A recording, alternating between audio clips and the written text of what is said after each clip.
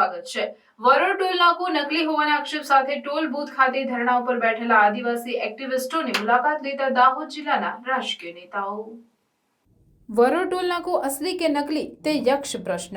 દાહોદ જિલ્લાના ઝાલોદ તાલુકાના લીવડી ગામ નજીક વરોડ ગામે આવેલ ટોલ બૂથ નકલી હોવાના આક્ષેપ સાથે આદિવાસી એક્ટિવિસ્ટો ધરણા પર બેઠા છે। ત્યારે તારીખ 13 માર્ચ 2024 અને બુધવારના રોજ દાહોદ જિલ્લાના રાજકીય નેતાઓએ આ ધરણા ઉપર બેઠેલા આદિવાસી એક્ટિવિસ્ટોની મુલાકાત લીધી હતી અને આ બાબતે ચર્ચાઓ અને વિચારણાઓ કરી હતી।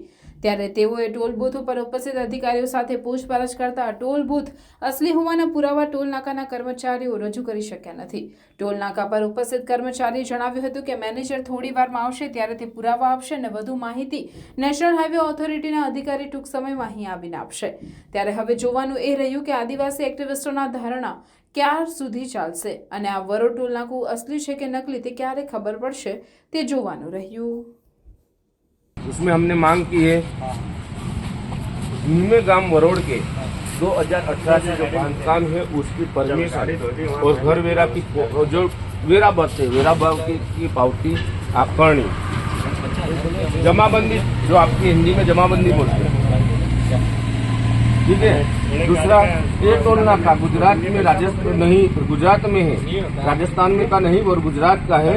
और जो मिलने वरोड़ गांव में है वो हमारे प्रांत अधिकारी साहब, मामलतदार साहब और तालुका विकास अधिकारी साहब का हमको लेटर पे लिखित चाहिए। यानी हम परसों हाई कोर्ट जाने वाले, हमको कोर्ट में प्रूफ देना पड़ेगा। वो हमारे पास तो प्रूफ है पर आपके बचाव के लिए क्या प्रूफ है और आप ये टोल नाका सही है वो हमको बता देंगे तो हम आपको हाई कोर्ट ले जाएंगे। हम क्यों हाई कोर्ट जाए भाई कि तुम्हारे पास कागज है तो सही है। हमने जो कागज लिख के दिए है कल से 6 दिन है, हमको कागज प्रोवाइड नहीं करते, इसका मतलब है कि आप जाली हो। मेरी बात सुनो, जो 3 कागज आपने दिए तुम्हारे एम्प्लॉय की लिस्ट भी मांगूंगा मैं कि ये लोग यहाँ के स्थानिक में जॉब करते हैं या बाहर, एम्प्लॉय कोड के साथ हम मांगेंगे, सही है, पगार स्लिप के साथ। हमको ऐसा ही लगा आप कागज नहीं दे रहा। मेरी बात सुनो, एक डॉक्यूमेंट तो आपको मिला ना? क्या मिला? यहाँ जो जमीन का वो हुआ था उसमें कहाँ लिखा है टोल नाका? ये हमारे पास नकल लाओ, नकल लाओ मोबाइल में। इसका जो आप मांग रहे थे इसका तो मिल गया। इसमें क्या है, ये कोड है, उसके अलावा अलग नंबर है। ये 37/2 नेशनल हाईवे में जमीन संपादन हुई है। हमको तो जमीन नेशनल हाईवे से लेवा देवा नहीं, हमको तो टोल नाके से। हाँ। दाहोद जिले के आदिवासी समाज ने ये आरोप लगाया ये टोल नकली है और आपको यह असली है तो उसका दस्तावेज बताने के लिए बोला था। आपने उसका टाइम मांगा था कल 12 बजे तक, तो आपने अभी तक उसका कोई डॉक्यूमेंट दिया नहीं है, तो आप इसके बारे में क्या कहते हो? अभी जमीन की जो नकल थी कल मामलेदार साहब आए थे, उन्होंने निकाल के दिखाया था कि नचाई के नाम से। बाकी जो भी डॉक्यूमेंट है वो आपको आधे घंटे में उपलब्ध हो जाएंगे। आधे घंटे में मिल जाएंगे? हाँ। आपका नाम?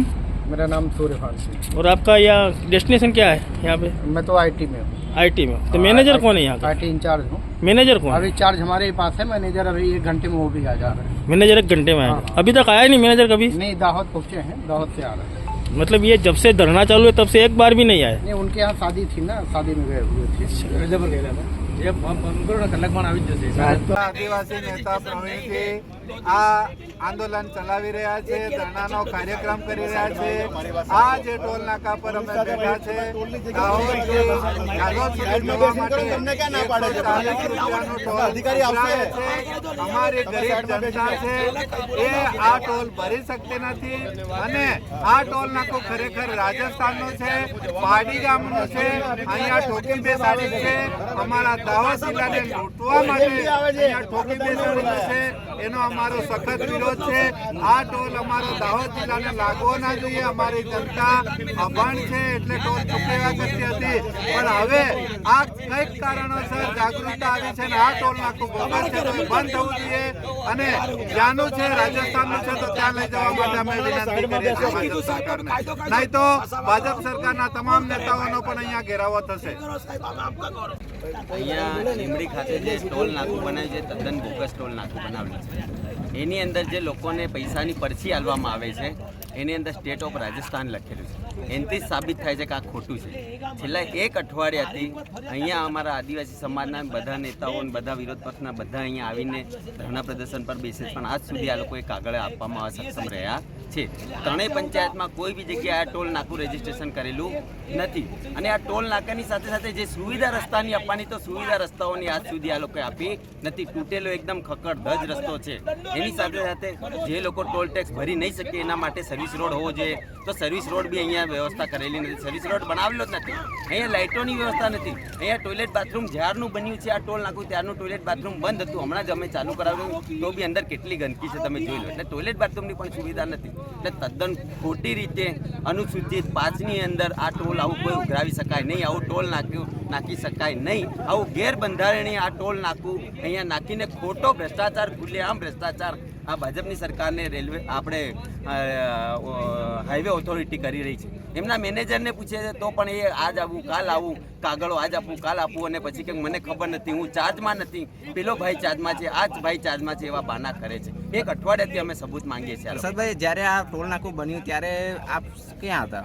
આ ટોલ નાકું બન્યું તારે પણ અમને ધરણા પ્રદર્શન કર્યા હતા. અમારા મુકેશ ડાંગી ભાઈએ બી બહુ લડત ચલાવી હતી અને એવું કીધું હતું કે અહીંના જે બાળકોના વાહનો છે એને તમે આમાંથી મુક્તિ આપો, દૂધવાળાને મુક્તિ આપો, ખેડૂતોને મુક્તિ આપો, એમ કરીને અમે 14 શરતો મૂકી હતી. એમાં આ લોકોએ 6 શરતો માન્ય રાખી હતી. બીજી કોઈ શરતો માન્ય રાખી નથી. આપનું નામ? હર્ષદભાઈ નીનામા, દાહોદ જિલ્લા કોંગ્રેસ પ્રમુખ. अपने को 12 बजे की बात थी, 1 बज गया। गाड़ी लेवा गया चलो भाई मैनेजर हाँ, काले आयो तो एक मीडिया काले ने हमने मांगनी करी थी, इन्हें बुलाओ काले।